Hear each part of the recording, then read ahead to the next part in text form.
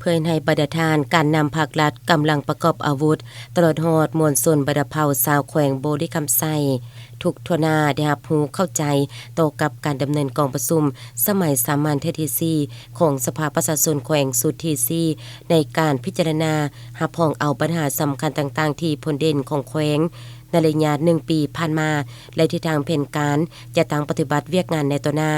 ในวันที่12ธันวาคม2025นี้ท่านนางฟองสมุทรพรหมวิจิตรกรรมการพรรคแขวงเลขาธิการสภาประชาชนแขวงโบริคำไซ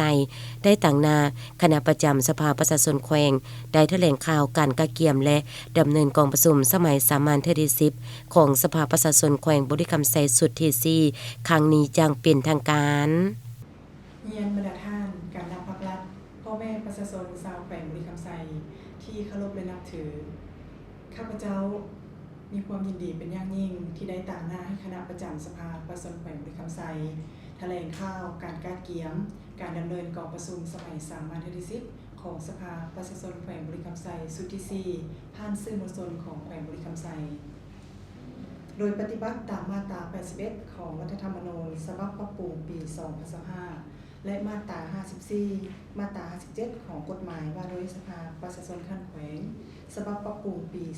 2024ฉะนั้นกองประชุมสมัยสามัญที่10ของสภาประชาชนแขวงโบริคำไซสุดที่4จะได้ไขขึ้นอย่างเป็นทางการในระหว่างวันที่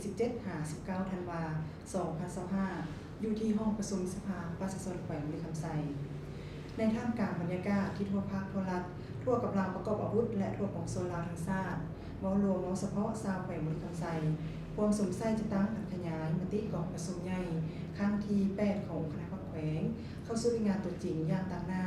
พร้อมเดียวกันนั้นยังได้สร้างกระบวนการอย่างฝึกฟื้นเพื่อต้อนรับและเฉลิมฉลองวันสถาปนาสปป.ลาวครบรอบ50 ปี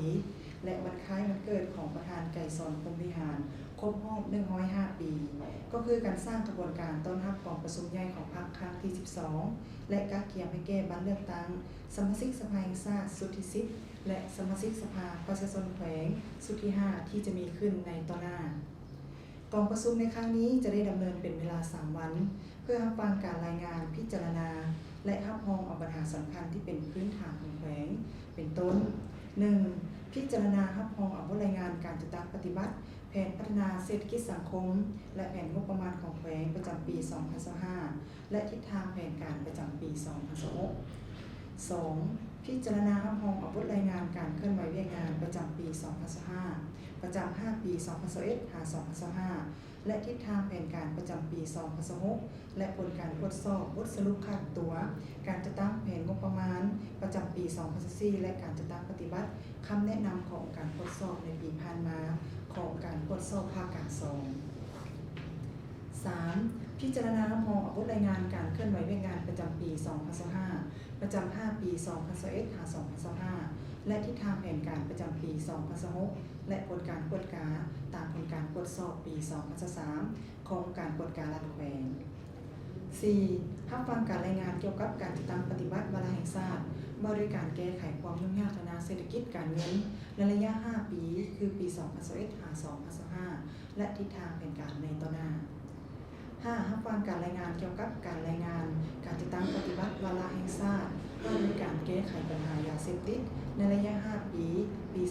2021-2025และทิศทางแผนการในต่อหน้า 6. พิจารณารับรองเอารายงานการเคลื่อนไหวเวียกงานประจำปี2025ประจำ5 ปีคือปี2021และ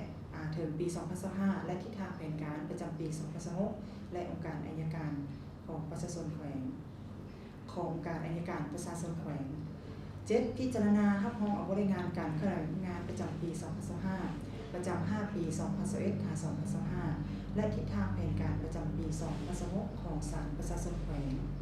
8. พิจารณารับรองเอารายงานการจัดตั้งปฏิบัติแผนการเคลื่อนไหวเวียกงานประจำปี2025ประจำ5 ปีคือปี2021-2025ของสภาประชาชนแขวงสุดที่4และเวียกงานจุดสูงฮอดกองประชุมครั้งปฐมฤกษ์ของสภาประชาชนแขวงสุดที่5และทิศทางแผนการประจำปี2026 9. รับฟังการประกอบความเห็นขององค์การแนวร่วมสร้างชาติและองค์การจัดตั้งมหาชนต่อบทรายงานการปฏิบัติแผนการเคลื่อนไหวในงานประจำปี2025ประจำ5 ปี2021-2025ของ ของสภาประชาชนแขวงสุทธิซีและเรียกงานจุดสูงฮอดกล่องประชุมครั้งปฐมฤกษ์ของสภาประชาชนแขวงสุทธิ5และทิศทางแผนการประจำปี2016 10. พิจารณารับออกการสร้างตามตัดแสงตามการเสนอของคณะกรรมการปกครองแขวงกองประชุมยังจะได้รับฟังการอธิบายชี้แจงจากการนำของแขวงแผนการที่เกี่ยวข้องต่อกับการประกอบความเห็นการซักถามของบรรดาท่านสมาชิกสภาประชาชนแขวงบรรดาหน่วยต่างๆที่กองประชุมจะได้พิจารณารับออกในครั้งนี้ล้วนแล้วแต่มีความหมายความสำคัญในการจัดตั้งปฏิบัติแผนพัฒนาเศรษฐกิจสังคมและแผนงบประมาณของแขวงก็คือการปฏิบัติพลบทบาทสิทธิและหน้าที่ของสภาประชาชนแขวงในฐานะที่เป็นตัวแทนแห่งสิทธิและผลประโยชน์ของพ่อแม่ประชาชนฉะนั้นตามหน้าคณะประจำสภาประชาชนแขวงขอถือโอกาสเชิญชวนทุกท่านทุกภาคส่วนของสังคมตลอดถึงประชาชนบรรดาเผ่าชาวแขวงบุรีคำไซจงให้การติดตามให้การสนับสนุนเพื่อให้กองประชุมในครั้งนี้มีผลสำเร็จตามคาดหมายที่วางไว้พร้อมนี้ในระยะดำเนินกองประชุมยังจะได้มีการถ่ายทอดสดในที่สำคัญผ่านสถานีวิทยุกระจายเสียงของแขวงและเปิดกว้างการประกอบความเห็นคำเสนอของบรรดาท่านมายังกองประชุม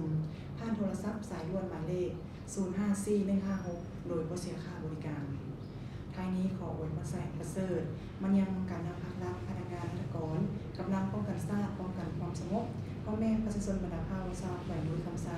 จงมีแต่ความสุขความเจริญมีผลสำเร็จในหน้าที่ในงานของบรรดาท่านทุกประการขอขอบใจ